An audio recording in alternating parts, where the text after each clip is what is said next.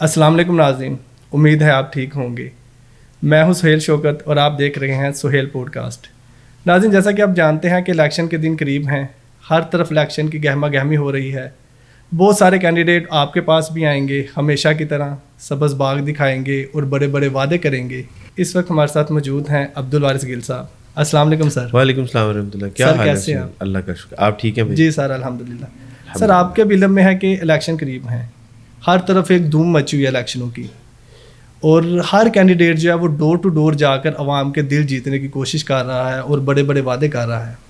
और सर, एक तरफ सियासत इतनी गंदी हो चुकी है, इतना करप्ट निज़ाम हो चुका है कि वही हुक्मरान जिनके ऊपर केसेस होते हैं करप्शन के और दीगर बहुत सारे केसेस, फिर अदालतों में जाते हैं, इनको सज़ाएं भी होती हैं, बहुत कुछ होता है, और सर फिर यही लोग आला कुव्वतों से डील करते हैं और दोबारा हमारे ऊपर मुसल्लत कर दिए जाते हैं। सर, इस सारे करप्ट निज़ाम को देखते हुए आपको क्या लगता है कि आप किसको वोट देंगे? बारकल्लाहु फीकुम सुहेल भाई, अल्लाह सुब्हानहू व तआला आपसे राज़ी हो।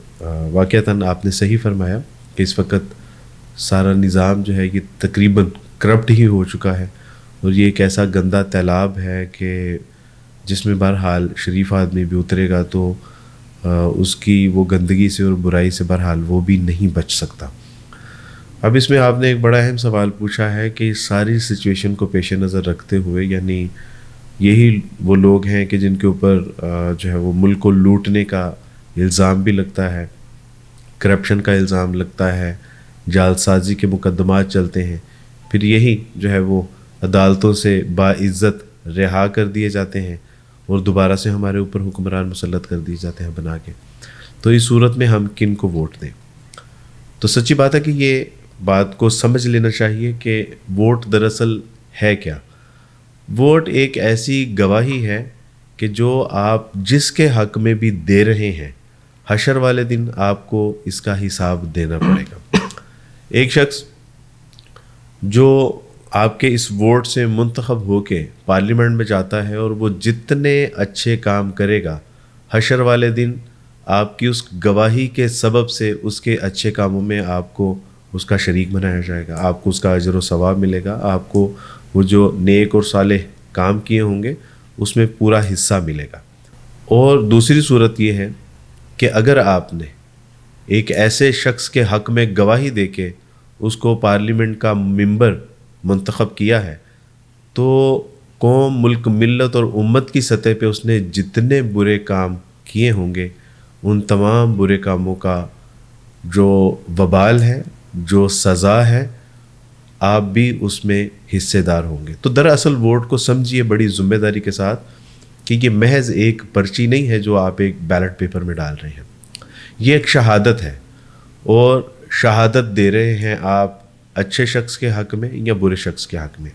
ये शहादत देते हुए आपको ये देखना है क्या मैं जिसको वोट डाल रहा हूँ ये तौहीद वाला है भी कि नहीं है, मैं जिसको वोट डाल रहा हूँ ये ख़त्म नबूवत के ऊपर पहरा देने वाला है या नहीं, मैं जिसको वोट डाल रहा हूँ क्या ये फहाशी और उरियानी का हामी तो नहीं है, मैं जिसको वोट डाल रहा हूँ क्या ये उम्मत मुस्लिमा का दर्द रखने वाला है या नहीं है, मैं जिसको वोट डाल रहा हूँ ये कौम, मुल्क और मिल्लत के साथ मुखलिस है भी या नहीं है। और ये पता चल जाता है। आज आप देखिए कि पूरे पाकिस्तान में कैंपेन चल रही है ना, तो आपके लिए ये असेस करना कोई मुश्किल नहीं है कि कौन है जो इस वक्त पिसती हुई उम्मत की एक ऐसी तादाद कि जो फ़लस्तीन और गज़ा में महसूर है, जो भूख और प्यास से बिलबिला रहे हैं, जिनके ऊपर सुबह और शाम बम्बारमेंट की जा रही है, क्या यही लोग जो बड़ी बड़ी तकरीरें कर रहे हैं, जो बड़ी बड़ी जो है वो तहरीरें उनकी अखबारात में आ रही हैं, आप ये देखिए कि उनके लिए आवाज़ बुलंद कर रहे हैं कि नहीं कर रहे? क्या आज जो है वो social media, electronic media, main stream और प्रिंट मीडिया, ये बड़े बड़े सर्च इंजन जो हैं, क्या आज हमारे लिए इस बात को जानना मुश्किल है कि कौन लोग थे कि जिन्होंने ट्रांसजेंडर एक्ट को जो है वो पास किया, वो कौन लोग थे जिन्होंने LBGT को पास किया, वो कौन लोग थे जिन्होंने फहाशी और उरियानी के हवाले से जो है वो इस मुल्क को एक ऐसे नहज पे पहुंचा दिया कि फहाशी, उरियानी और तबाही और बर्बादी हमारे जो है वो घर के दहलीज के ऊपर खड़ी है। क्या आज ये जो है वो हमारे लिए جاننا یا اس بات کو ریئلائز کرنا ہمارے لیے کوئی مشکل کام ہے؟ تو بالکل بھائی یہ ایک شہادت ہے، اور اس شہادت کو بڑے غور و فکر سے اور بڑی سوجھ بوجھ کے ساتھ جو ہے وہ یہ دینا ہے، تاکہ حشر والے دن ہم اس سے مستفید ہو سکیں اور جنت میں جانے کا ذریعہ بن سکیں۔ سر آپ کی گفتگو یقیناً یہ بڑی اہم بات ہے، ہمیں یہ سب چیزوں کو مد نظر رکھتے ہوئے اپنا ووٹ کاسٹ کرنا چاہیے۔ بہت اچھی گفتگو کی آپ نے۔ تو سر سوال میرا وہی ہے کہ آپ کس کو ووٹ دیں گے؟ سہیل، میں ایسے لوگوں کو ووٹ ڈالوں گا کہ جو سیلاب اور زلزلے کے دوران آپ کو غریب اور بلکتی ہوئی عوام کی مدد کرتے ہوئے نظر آتے ہیں، وہ کہ جو مزدوروں کی طرح کیچڑ میں اتر کے پہاڑوں میں صحراؤں میں جا کے لوگوں کو کھانا کھلاتے نظر آتے ہیں۔ میں ان لوگوں کو ووٹ دوں گا کہ جو رمضان میں غربا میں راشن تقسیم کرتے ہوئے نظر آتے ہیں، جو گرمیوں میں اور ٹھٹھراتی سردیوں میں لوگوں کے لیے راحت و آرام کا سامان کرتے ہیں۔ میں ان کو میں ان کو انشاءاللہ ووٹ ڈالوں گا۔ میرا ووٹ ان لوگوں کے لیے ہوگا کہ جب کوئی ختم نبوت کے اوپر کوئی حرف آتا ہے تو وہ اس کے لیے گھر بار چھوڑ کے سڑکوں پہ نکل آتے ہیں۔ تو انشاءاللہ میرا ووٹ ان لوگوں کے ساتھ ہے کہ جو دیندار لوگ ہیں، جو اللہ اور اس کے رسول کا نام لینے والے ہیں، جو جہاد کا نام لینے والے ہیں، جو دعوت و تبلیغ کا نام لینے والے ہیں، جو ختم نبوت کا نام لینے والے ہیں، تو انشاءاللہ میرا ووٹ ان کے ساتھ ہے۔ جی انشاءاللہ۔ اچھا سر، ایک طرف آپ کہہ رہے ہیں کہ سیاست ایک گندا تالاب بن چکا ہے، تو کیا سر دیندار طبقے کو پھر سیاست میں آنا چاہیے؟ دوسری بات یہ کہ نبی پاک صلی اللہ علیہ وسلم کی تعلیمات سے پتہ چلتا ہے کہ ایسے شخص کو ووٹ منصب نہ دیا جائے جو کہ منصب کا طلبگار ہو۔ جی سہیل، آپ نے بالکل بہت معقول بات کی ہے کہ یہ اس وقت ایسا تالاب ہے کہ جو اس میں اترے گا بہرحال وہ اپنے آپ کو بچا نہیں سکتا۔ تو اس میں سہیل آپ اس بات کو ایسے سمجھیے کہ اگر کوئی تکلیف میں ہے، کسی کا بچہ جو ہے وہ ایک ایسی دلدل میں گر چکا ہے کہ جو اسے دیکھتے ہی دیکھتے نگل لے گی، تو آپ، میں یا ہم میں سے کوئی ایسا درد دل رکھنے والا شخص جو اس بچے کو بچانا چاہتا ہے، تو کیا ہمارے لیے ممکن ہے کہ اس تالاب میں اترے بغیر یا اس دلدل میں اترے بغیر اس کو؟ تو بالکل آپ اس کو اسی طرح سمجھیے کہ جیسے ہم چھوٹی برائی کو اختیار کر رہے ہیں بحیثیت ایک بڑی برائی کو منتخب کرنے کے لیے۔ تو ہمارے علماء کرام بھی اسی لیے، یا ہماری دینی جماعتیں بھی اسی لیے اس میدان میں اتر رہی ہیں کہ بہرحال دو چیزیں ہیں۔ ایک تو یہ ہے کہ کلی طور پہ سیاست سے، ریاست سے جو ہے وہ تہہ دامن ہو کے تو خانقاہوں میں بیٹھ دیا جائے، اور پھر یہ جیسے لوٹ گھسوٹ کرنے والے حکمران ہیں وہ لوٹیں ملک کو اور دونوں ہاتھوں سے جی کھول کے لوٹیں۔ دوسرا پھر یہ ہے کہ یہی دینی جماعتیں، یہی نیک والے لوگ جو ہے وہ سیاست میں اتریں اور اپنے ٹخنے گندے کریں اور بالآخر قوم کو جو ہے وہ ایک بہترین نظام دے سکیں۔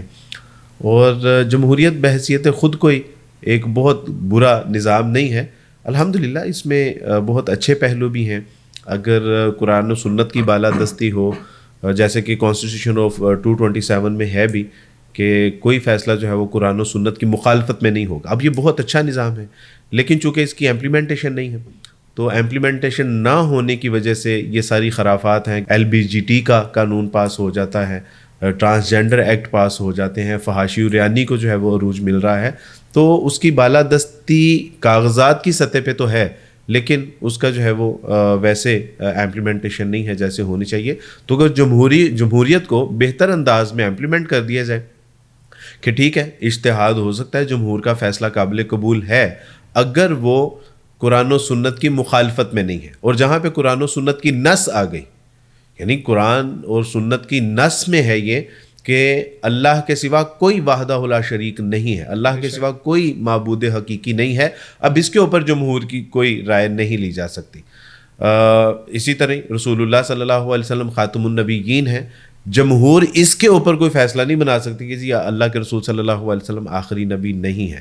یا اسلام میں ہے کہ یعنی زانی کی ایک سزا ہے، چور کی ایک سزا ہے، راہزن کی ایک سزا ہے، تو ان سزاؤں کے اوپر جو ہے وہ اجتہاد نہیں ہو، کیونکہ وہ قرآن کی نص موجود ہے۔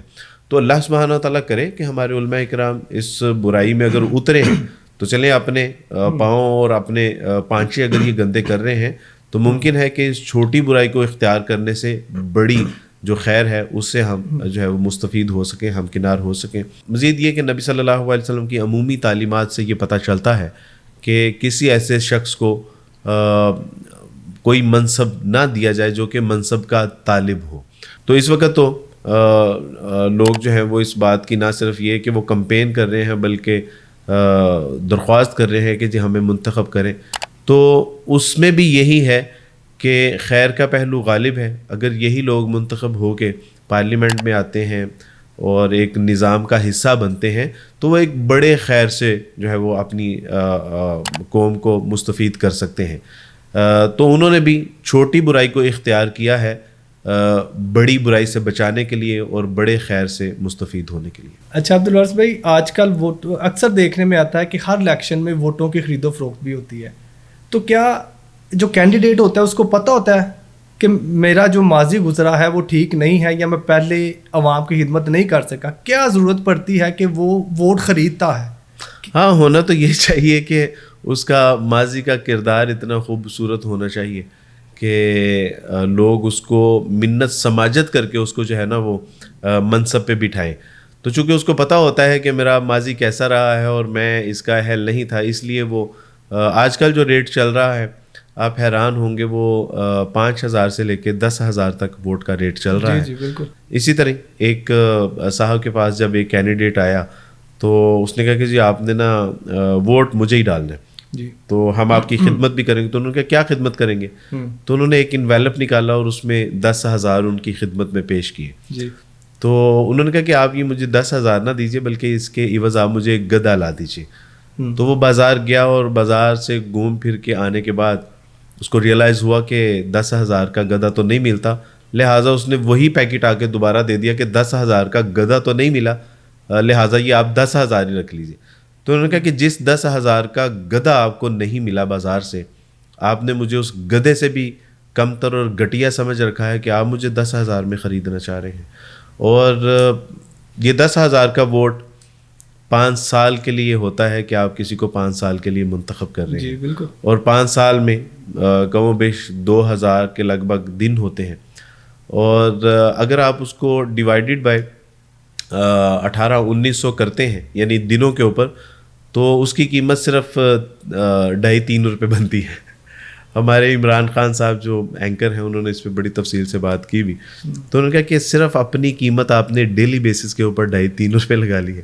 تو یہ سچی بات ہے کہ یہ نہ ہمیں لسانیت کی بنیاد پہ ووٹ دینا چاہیے, نہ اس کو بیچنا چاہیے, اور نہ ہی ہمیں قومی یا جو ایک علاقائی یا لسانی یا برادری بنیاد کے اوپر اس ووٹ کو کاسٹ کرنا چاہیے.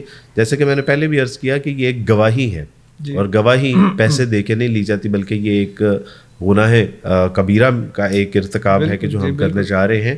اور اس سے صرف یہ نہیں ہے کہ میں ہی اس کا جو ہے وہ شکار ہوں گا, وہ جو اس کی کرپشن ہوگی, جو لوٹ گسوٹ ہوگی, یا اس کے غلط اقدام ہوں گے, جو خلاف شرع معاملات ہوں گے, صرف میں نہیں بلکہ پوری قوم کو 5 سال کے لیے اس کو بھگتنا پڑے گا, اور اس کا سارا وبال جو ہے وہ میرے ذمہ ہے. سر یہی میں سوال آپ سے کرنے لگا تھا کہ جو لوگ ووٹ خریدتے ہیں اور جو لوگ پیسے لے کے ووٹ کاسٹ کرتے ہیں, کیا ان کو شعور نہیں ہوتا کہ آج ہم 5,000 روپیہ لے کے ووٹ کاسٹ کر رہے ہیں تو 5 سال پھر ہمیں بھگتنا پڑے گا؟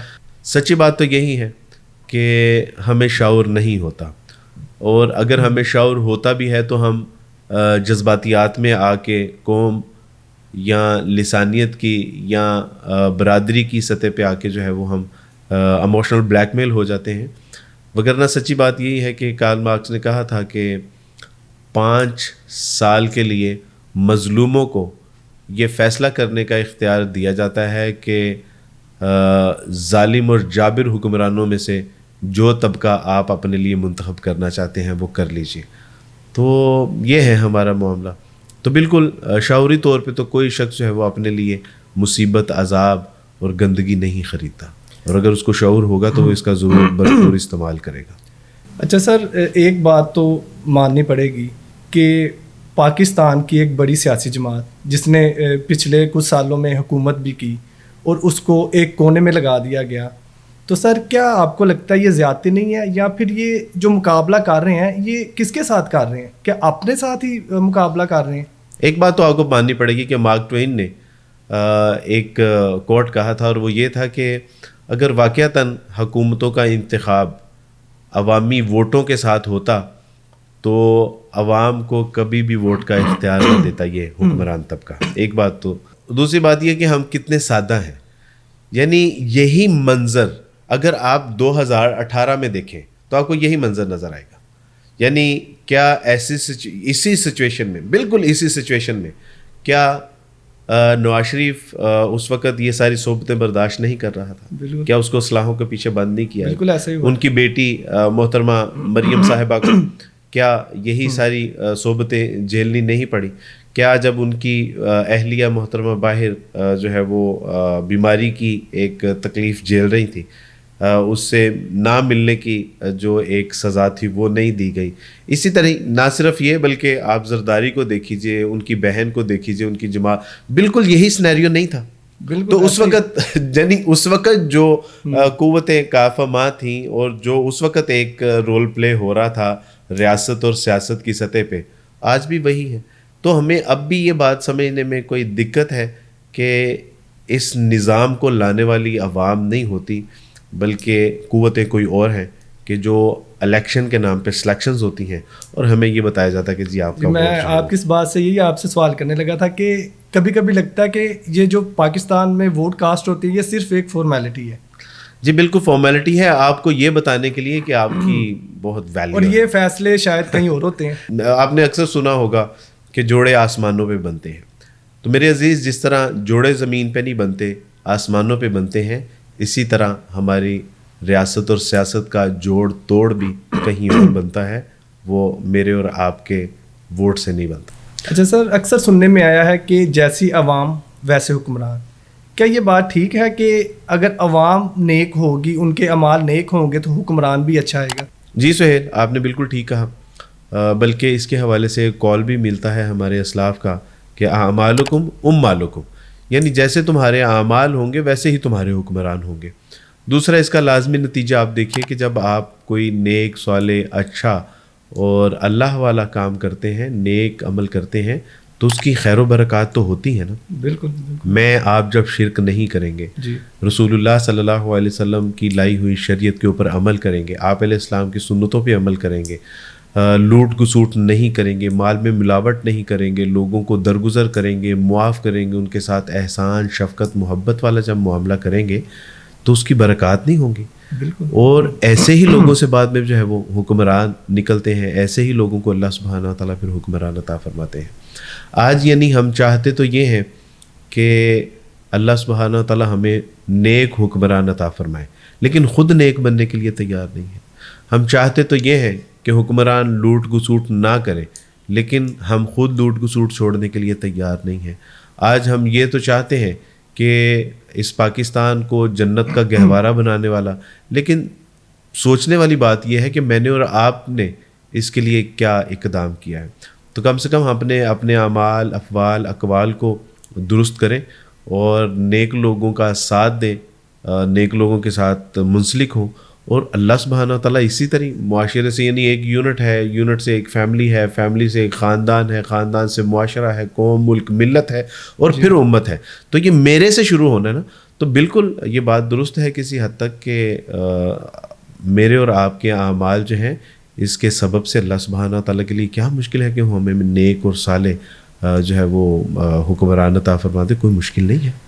اچھا سر، اس وقت جو ملکی حالات ہیں وہ آپ کے سامنے ہیں، اور جو ہمارے حکمران ہیں ان میں بھی کوئی دینداری نظر نہیں آتی، اور مہنگائی کا جو اس وقت طوفان ہے، اور بجلی، پانی، گیس کے بلوں نے عوام کی کمر توڑ کے رکھ دی ہے.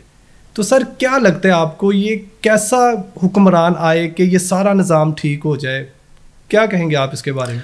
بالکل. اس میں دیکھیں، میں نے تو پہلے بھی عرض کی ہے کہ آپ ایسے لوگوں کے بارے میں پڑھیں، غور و فکر کریں، سوچیں. ہر شخص کی بایوگرافی موجود ہے، ہر شخص کی تقریریں موجود ہیں، ہر شخص کی تحریریں موجود ہیں.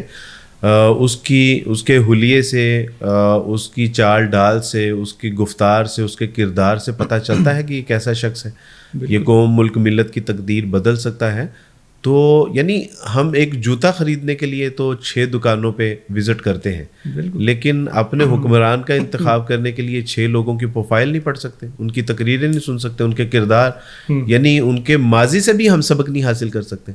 تو یہ مجھے اور آپ کو اس میں اپنا بھرپور کردار ادا کرنا ہوگا. جوتا خریدنے کے لیے جو شخص 6 دکانوں کو وزٹ کر سکتا ہے تو وہ اپنے 5 سال کے لیے جس نے آپ کی یعنی ظاہری اسباب میں تقدیر کا فیصلہ کرنا ہے، آپ کے اچھے برے کا فیصلہ کرنا ہے، تو اس کو منتخب کرنے کے لیے آپ کو بہرحال کوشش تو کرنی پڑے گی، اس کے لیے تو جدوجہد کرنی پڑے گی. اچھا سر، جب ایک اسٹوڈنٹ اپنے ایگزام کی فیس بھر سکتا ہے تو یہ جو حکمران ہیں یہ الیکشنوں کی فیس کیوں نہیں بھرتے؟ یہ سارا بوجھ قومی خزانے پہ کیوں ڈالا جاتا ہے؟ عوام کی جیبوں سے یہ پیسے کیوں نکالے جاتے ہیں جبکہ الیکشن یہ لڑتے ہیں، سیٹوں پر یہ بیٹھتے ہیں؟ تو یہ بھی ایک بوجھ عوام پہ ڈالا جاتا ہے. 5 جگہوں سے منتخب ہوتے ہیں، پھر چھوڑنے بھی پڑتے ہیں، ایک سیٹ رکھتے ہیں اور 4 چھوڑتے ہیں، پھر ان پہ الیکشن ہوتے ہیں تو پھر عوام پہ بوجھ، قومی خزانے پہ بوجھ. تو سر یہ کیا نظام ہے؟ یہ سمجھ سے باہر ہے، یہ ایک عجیب ہی نظام چل رہا ہے. کتنے سادہ ہیں امیر. سچی بات ہے کہ یہ ہماری سادگی ہے کہ آپ کو محض جو ہے وہ الیکشن فیس کا دھیان ہوا ہے، وگرنہ صورت دیگر معاملہ اس سے کہیں مختلف ہے. آپ کو لگا کہ صرف یہ اپنی الیکشن کی جو فیس ہے یہی نہیں بھر پاتے. میرے عزیز، یہ بہت مظلوم طبقہ ہے. ان کی گاڑیوں میں ماہانہ اور سالانہ، بلکہ جب تک یہ اقتدار میں رہیں گے، اس میں جو پیٹرول ڈالا جاتا ہے وہ بھی آپ ہی کے پیسے سے ڈالا جاتا ہے. یہ اتنا غریب، مسکین اور بے یار و مددگار طبقہ ہے کہ پوری دنیا میں یا خاص کر پاکستان میں جب فش کا ریٹ 1500 چل رہا ہوتا ہے تو ان کے پارلیمنٹ میں وہی 1 کلو فش محض 20 روپے کی آپ کو ملتی ہے. یعنی پوری دنیا کا اگر آپ تخمینہ لگائیں تو پوری دنیا میں جو سب سے سستی آپ کو مشروبات ہیں یا کھانے ہیں یا کولڈ ڈرنک ہیں یا آئس کریم ہے، وہ آپ کو پارلیمنٹ ہاؤس میں ملتی ہے. اتنی سستی ملتی ہے کہ 4، 5، 6 اور 20 روپے سے میکسیمم اس کا جو ہے وہ ریٹ ہوتا ہے کسی بھی ایک خاص ڈش کا. آپ کو کیا لگتا ہے کہ صرف یہ پارلیمنٹ میں کھانے ہی جو ہے وہ سستے داموں کھا رہے ہیں، اور وہ بھی آپ کے پیسوں سے؟ بلکہ ان کے بچوں کی فیسیں بھی آپ کے پیسوں سے دی جاتی ہیں، ان کے گھروں کی الیکٹریسٹی کے بل، گیس کے بل، اور جو بھی یہ 5 سال میں مستفید ہوتے ہیں جن جن نعمتوں سے، وہ تمام آپ ہی کی جیب سے ادا کی جاتی ہے. سر پھر یہی بات ہے کہ ان کو غریبوں کا احساس کیسے ہوگا جب یہ جیب سے پیسہ خرچ ہی نہیں کریں گے کہ کوئی چیز کتنے کی مل رہی ہے، ہماری جیب سے کتنا پیسہ جا رہا ہے. عمران خان کی حکومت میں ایک ایسے وزیر تھے، یعنی وہ فائنانس کے منسٹر تھے، تو جس وقت پیاز کی قیمت 200 روپے تھی، ٹماٹر کی قیمت 250 زیادہ تجاوز کر چکی تھی، تو ان کا خیال تھا کہ 20 روپے کلو ٹماٹر ہیں اور 25 روپے کلو پیاز ہے. تو یعنی ظاہر ہے کبھی انہوں نے اپنی جیب سے جب خرچ ہی نہیں کریں گے تو ان کو اس بات کا کس طرح ادراک ہوگا اور کس طرح احساس ہوگا. تو آپ یہ، اور پھر یہی نہیں، آپ کے علم میں یہ بھی بات ہونی چاہیے کہ ہمارے ہاں ایسا بھی ایک بل پاس ہوا ہے کہ جو ممبران ہوتے ہیں جب یہ ریٹائر ہو جاتے ہیں تو تا حیات ان کی تنخواہیں بھی آپ ہی کے پیسوں سے ادا کی جاتی ہیں. تو وہ جو 10,000 تھا نا، وہ 10,000 آپ کی جو خون کی آخری بوند ہے نا، اس کو نچوڑ کے پورا کیا. اور ایک وقت ایسا تھا کہ اجلاس تھا، اور اجلاس میں جب پارلیمنٹیرینز تاخیر سے پہنچے تو قائد اعظم نے جب پوچھا کہ آپ کے تاخیر سے آنے کی وجہ، تو انہوں نے کہا کہ ہم چائے پی رہے تھے. تو انہوں نے کہا کہ پارلیمنٹ چائے کے لیے نہیں ہوتا، کل سے جس نے چائے پینی ہو اپنے گھر سے پی کے آئے. یعنی اس سے نہ صرف قومی خزانے سے پیسے کا ضیاع نہیں ہوگا بلکہ وقت کا بھی ضیاع نہیں ہوگا. بلکہ یہ بھی میں نے ایک جگہ پہ پڑھا تھا کہ ان کی ہمشیرہ کے لیے جو فاطمہ جناح ہے، قومی خزانے سے کوئی کرسی لائی گئی 4 یا 5 روپے کی، تب تو انہوں نے وہ بھی واپس کروا دی. تو بالکل ہم کہتے تو ہیں کہ جو ہے وہ حکمرانوں کا انتخاب کیسے کریں، ایسے کریں کہ جن کا کردار، سیرت و کردار، اور جن کے دل میں احساس ہے، جذبات، احساسات، کیفیات ہیں، ایسے لوگوں کا جو ہے وہ انتخاب کیجیے. سر ہمارے ناظرین میں سے ایک بھائی نے سوال کیا تھا کہ جتنے بھی کرپٹ حکمران ہیں، اگر ان کو ایک بحری جہاز میں بٹھا دیا جائے اور وہ جہاز ڈوب جائے تو کون بچے گا؟ میرا خیال ہے کہ پاکستان بچے گا. سر پھر بھی پاکستان کے بچنے کی کیا صورت ہو سکتی ہے؟ پاکستان کے بچنے کی دو ہی صورتیں ہیں، یا تو لوٹنے والوں کو ترس آ جائے یا لوٹنے والوں کو اپنے اوپر ترس آ جائے. ماشاء اللہ زبردست. تو اس کے سوا ہمارے پاس دوسرا کوئی آپشن نہیں ہے. یا اللہ سبحانہ تعالیٰ کو معجزہ ہی کریں تو، لیکن اللہ سبحانہ تعالیٰ کی سنت ہے، خدا نے آج تک اس قوم کی حالت نہیں بدلی، نہ ہو جس قوم کو خود خیال آپ اپنی حالت بدلنے کا. تو جب تک ہم خود شعوری طور پہ ان ساری چیزوں کو نہیں دیکھیں گے، غور و فکر نہیں کریں گے، اچھے لوگوں کا انتخاب نہیں کریں گے، تو یہ ممکن نہیں ہے. اچھا سر، یہ کیا مواجرہ ہے کہ جب نون لیگ اقتدار میں ہوتی ہے تو پی ٹی آئی اور پیپلز پارٹی کو پابند سلاسل کر دیا جاتا ہے، جب پیپلز پارٹی اقتدار میں ہوتی ہے اور نون لیگ اور پی ٹی آئی کو پابند سلاسل کر دیا جاتا ہے، پھر یہی ان کے کیس جب عدالتوں میں جاتے ہیں، پھر ڈیلے ہوتی ہیں، پھر یہ باہر آ جاتے ہیں اور پھر یہی لوگ ہمارے اوپر مسلط کر دیے جاتے ہیں، یہ آخر کب تک چلے گا؟ دیکھیں، اس کو انتقام کی سیاست کہتے ہیں، اور اس وقت جو ہمارا ایک بحیثیت مجموعی نظام ہے انصاف کا بھی اور دیگر بھی، اس کو آپ اس طرح سے سمجھے کہ 4 جواریے تھے، اور 4 جواریے جب جوا کھیلتے ہوئے پکڑے گئے، عدالت میں ان کا مقدمہ پیش کیا گیا، انہوں نے اپنی صفائی میں ایک شخص نے کہا کہ سر یہ دیکھیے میری ڈیوو کی ٹکٹ ہے، میں تو اس دن سفر کر رہا تھا. دوسرے شخص نے کہا کہ سر یہ دیکھیں میری ہوٹل کی بکنگ ہے، میں تو اس وقت مری میں جو ہے وہ سیر و تفریح کے لیے گیا ہوا تھا. تیسرے نے کہا کہ سر میں تو اس وقت ملک میں ہی نہیں تھا، یہ دیکھیے میری آپ جو ہے وہ انٹرنیشنل ٹریولنگ ٹکٹ ہے، آپ یہ دیکھیے میں تو جو ہے وہاں پہ موجود ہی نہیں تھا. تو چوتھے کو کوئی معقول بات سوجھ نہیں رہی تھی، تو اس نے کہا کہ سر آپ تو سمجھدار ہیں کہ اکیلا آدمی تو جوا کھیل ہی نہیں سکتا. تو ہمارا معاملہ یہی ہے کہ یہ آتے ہیں، اپنے اپنے جو ہے وہ عذر پیش کرتے ہیں، عدالتیں چھوڑتی ہیں، پھر پکڑے جاتے ہیں. جو اقتدار میں آتا ہے وہ دوسرے کو پھنسا دیتا ہے، جب دوسرے اقتدار میں آتے ہیں پھر وہ انتقامی معاملہ. تو بھائی جب تک ہمارے اوپر نیک اور صالح حکمران نہیں آئیں گے، اور اس سے بھی پہلے جب تک ہم نیک اور صالح نہیں بنیں گے، ہم اس نظام کی چکی میں پستے رہیں گے. سر یہی بات ہے نا کہ جب کوئی بھوک کے لیے روٹی چڑھاتا ہے تو اس کو سزا دے دی جاتی ہے، تو جب کوئی طاقتور پورا ملک لوٹ کے کھا جاتا ہے تو ان کو عدالتیں بری کر دیتی ہیں. ایک معروف کوٹ بھی ہے کہ یہ جو قانون ہے نا، یہ ایک ایسا نیٹ ہے کہ جس میں چھوٹے حشرات، کیڑے مکوڑے تو پھنس جاتے ہیں، لیکن بڑے بڑے ہاتھی اس کو چیر پھاڑ کے نکل جاتے ہیں. رسول اللہ صلی اللہ علیہ وسلم کی حدیث بھی ہے کہ پہلی قوموں کو اسی لیے تباہ کر دیا گیا کہ ان کے غرباء کو تو سزائیں دی جاتی تھیں، لیکن عمراء کو معاف کر دیا جاتا تھا، اور یہی سبب تھا کہ وہ قومیں ہلاک اور تباہ اور برباد کر دی گئیں. اور بالکل یہ قانون عمراء کے لیے نہیں ہے، یہ میرے اور آپ کے لیے. سر گفتگو ہوئی، اچھا لگا. دعا کریں کہ اللہ تعالیٰ ہمیں حضرت عمر جیسا حکمران عطا فرمائے. سچی بات تو یہ ہے کہ ہم بھی نہایت سادہ مزاج لوگ ہیں، کہ دعا یہ کرتے ہیں کہ حکمران حضرت عمر جیسے ہمیں ملے، لیکن ووٹ ہم سیکولرز اور لبرلز کو دیتے ہیں جو دین دشمن لوگ ہوتے ہیں.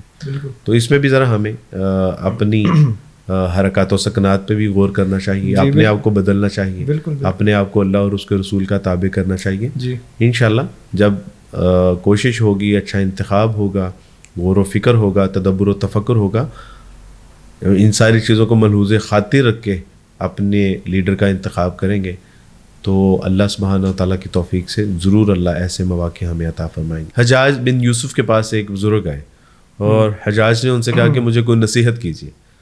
تو انہوں نے نصیحت کی کہ حجاج دیر تک سوتے رہا کرو. تو انہوں نے کہا کہ یہ خاک نصیحت ہے. کہا کہ دیر تک سوتے رہو گے تو لوگوں کے اوپر کم ظلم کرو گے، اس لیے تمہارے لیے عافیت اور آسانی اسی میں ہے کہ دیر تک سوتے رہا کرو. تو کہا کہ اچھا آپ میرے لیے دعا کیجیے. تو ان بزرگ نے دعا کی کہ اللہ سبحانہ وتعالی حجاج بن یوسف کو موت عطا فرما دیجیے. کہا کہ یہ میرے لیے دعا کر رہے ہیں کہ بد دعا کر رہے ہیں؟ جی. کہا کہ اگر جلدی تمہارا انتقال ہو جائے گا تو گناہوں کا بوجھ تمہارے اوپر کم ہوگا، اسی لیے دعا کی ہے کہ اللہ تمہیں موت عطا فرما دے. ان بزرگ نے کہا کہ حجاج کیا تم نے دیکھا نہیں کہ عمر کا دور کیسا تھا، کیسا خوبصورت تھا، آسمان سے رحمتیں اور زمین برکت اگلتی تھی، آسمان سے رحمتیں نازل ہوتی تھی. تو کہا کہ آپ مجھے ابو ذر غفاری جیسی رعایا لا دیجیے، میں آپ کو عمر جیسا نظام نافذ کر کے دے دوں گا. تو سچی بات تو یہی ہے کہ جب تک ہم خود اپنے آپ کو نہیں بدلیں گے، ہم خود غور و فکر، تدبر و تفکر سے کام نہیں لیں گے، اچھے نیک صالح لوگوں کو آگے نہیں لے کے آئیں گے، جی بالکل، ان کے انتخاب میں ایک اہم کردار ادا نہیں کریں گے، تو سچی بات ہے کہ انہی لوگوں سے ہمیں آئندہ 5 سال بھی اسی طرح اپنی تقدیر کے فیصلے لکھوانے ہوں گے۔ جی بالکل یہی وقت ہے، الیکشن قریب ہے، ہمیں سوچ سمجھ کر انتخاب کرنا چاہیے۔ جو بھی کینڈیڈیٹ ہے اس کا ماضی یا اس کی پروفائل دیکھ کے ہمیں انتخاب کرنا چاہیے، تو پھر ہمیں ووٹ کاسٹ کرنا چاہیے، نہیں تو ہمیں 5 سال پھر پچھتانا پڑے گا۔ بالکل ایسے ہی، بالکل ایسے ہی۔ اللہ سبحانہ وتعالیٰ میرے آپ کے لیے، ہمارے سب کے لیے، قوم ملک ملت کے لیے، پوری امت کے لیے جس میں خیر ہے ویسے بہترین فیصلے کرنے کی توفیق عطا۔ آپ کا بہت شکریہ۔ بارک اللہ فیکم، بارک اللہ فیکم۔ السلام علیکم ورحمۃ اللہ وبرکاتہ۔